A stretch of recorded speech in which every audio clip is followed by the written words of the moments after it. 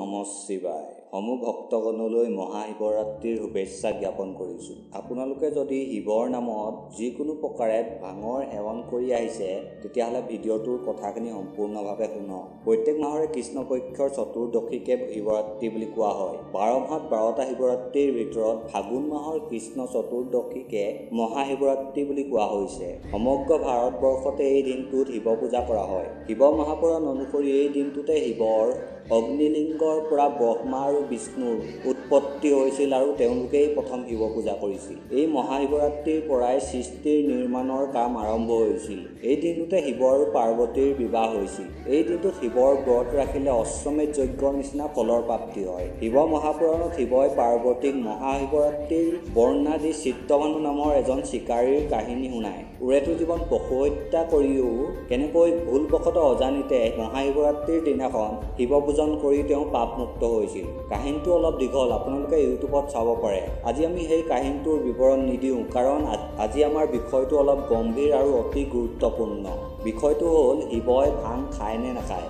উত্তৰটো হ'ল শিৱ মহাপুৰাণকে আদি কৰি কোনো গ্ৰন্থতে শিৱই ভাং খোৱাৰ কথা উল্লেখ নাই। শিৱৰ নাম লৈ ভাং, চৰজ, গাঞ্জা আদি পান কৰা লোকসকলক মই মুক্ত প্ৰত্যাহ্বান জনাইছোঁ। কোনখন গ্ৰন্থৰ আধাৰত আপোনালোকে শিৱৰ চৰিত্ৰক ভঙুৱা হিচাপে স্বীকৃতি দিবলৈ সাহস পালে? আপোনালোকে নিচা কৰে কৰক, কিন্তু তাক শিৱৰ আৰাধনাৰ নাম কিয় দিছে? সৰহসংখ্যক যুৱ প্ৰজন্মই শিৱক এই কাৰণেই মানে যাতে তেওঁলোকে শিৱৰ নাম লৈ নচা কৰিব পাৰে। তেওঁলোকক এটা কথাই ক'ম, তোমালোকৰ বিবেক বুদ্ধি নষ্ট হৈছে। নিজৰ আয়ত্বক অপমান কৰি নিজকে শিৱভক্ত বুলি পৰিচয় নিদিবা। এই ভাঙৰ উৎপত্তি হৈছিল সমুদ্ৰ মন্থনৰ সময়ত। সমুদ্ৰ মন্থনৰ সময়ত যেতিয়া হলাহল বিষ উৎপন্ন হৈছিল তেতিয়া মহাদেৱে গোটেই সৃষ্টিৰ ৰক্ষণৰ কাৰণে এই হলাহল বিষক পান কৰিছিল। তেতিয়া এই বিষৰ 2টা টোপাল সৰি পৰিছিল আৰু তাৰ পৰা ভাং আৰু ধতুৰা নামৰ দুবিধ উদ্ভিদৰ উৎপত্তি হৈছিল। সমুদ্ৰ মন্থনৰ এই দিনটো মহাশিৱৰাত্ৰি আছিল।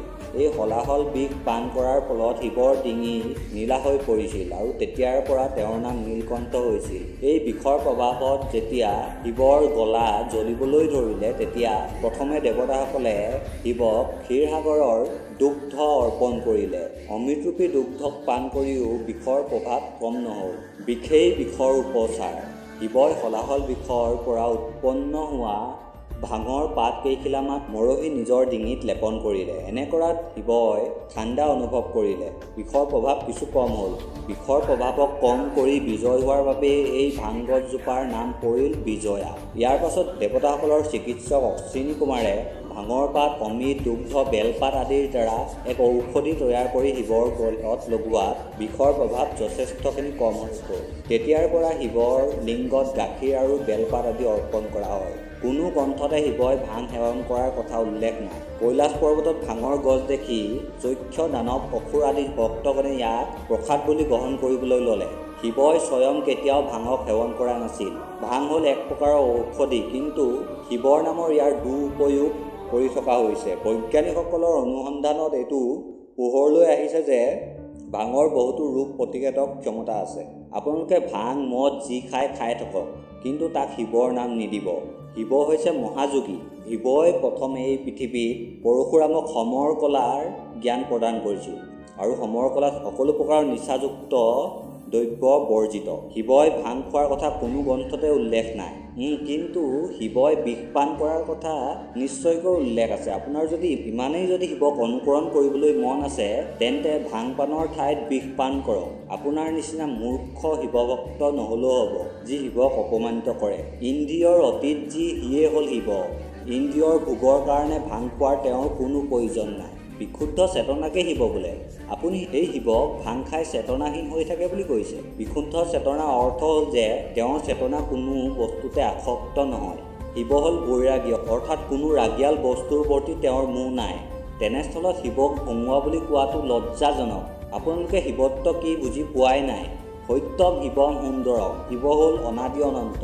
বহুতো বৈষ্ণৱ ভকতে শিৱৰ মহিমাক অমান্য কৰে। আপোনালোকে যদি হৰি আৰু হৰক 2টা বেলেগ বেলেগ স্বৰূপ বুলি ভাবিছে তেন্তে এইটো এটা ডাঙৰ ভুল। দুয়ো একেই। শিৱৰ আটাইতকৈ প্ৰিয় বস্তু হ'ল কৃষ্ণ ৰাম নাম কীৰ্তন, কিন্তু সেইবুলি আপুনি যদি ভুলতো শিৱক নিন্দা কৰে তেন্তে লাখ নাম কীৰ্তন কৰিলেও একো ফল নাপায়। ৰামায়ণত ৰামে নিজেই শিৱৰ মহিমাৰ বৰ্ণন কৰিছে। শিৱ হৈছে ৰামেশ্বৰ অৰ্থাৎ ৰামৰ যি ঈশ্বৰ। ৰাম নাম লোৱাজনে যদি ভুলতো শিৱ নিন্দা কৰে তেন্তে তেওঁ মহাপাপৰ বশৱৰ্তী হয়। বিষ্ণুৱে শিৱক ধ্যান কৰে আৰু শিৱই বিষ্ণুক, দুয়োৱে সৃষ্টিৰ সন্তুলন বজাই ৰাখে। সেয়েহে ভুলতো যাতে শিৱক অৱজ্ঞা নকৰে আৰু শিৱৰ নামত নচা কৰি নিজকে শিৱভক্ত বুলি ক'বলৈ বন্ধ কৰক। যি ত্ৰান্তিক অঘৰীসকলে ভাঙক জনমানসত প্ৰচাৰ কৰিছিল, তেওঁলোকৰ নিচিনা যদি বনিবলৈ যায় তেন্তে আপুনি মৃত মানুহৰ শৰীৰ ভক্ষণ কৰিব লাগিব। শিৱক গাখীৰ অৰ্পণ কৰক আৰু নিজেও দুগ্ধ পান কৰক। ইয়ে হ'ল শিৱৰ আটাইতকৈ প্ৰিয় প্ৰসাদ। নিজৰ ভক্ত উপমন্যুৰ ওপৰত সন্তুষ্ট হৈ শিৱই তেওঁক ক্ষীৰসাগৰ প্ৰদান কৰিছিল। শেষত শিৱৰ নামত যাতে সমাজত বাবা খোৱা উৰি যোৱা হৈ নাথাকে তাকে অনুৰোধ জনাই আজিৰ ভিডিঅ'টো সমাপ্ত কৰিছোঁ। আপোনাৰ বহুমূলীয়া সময়ৰ বাবে অশেষ ধন্যবাদ।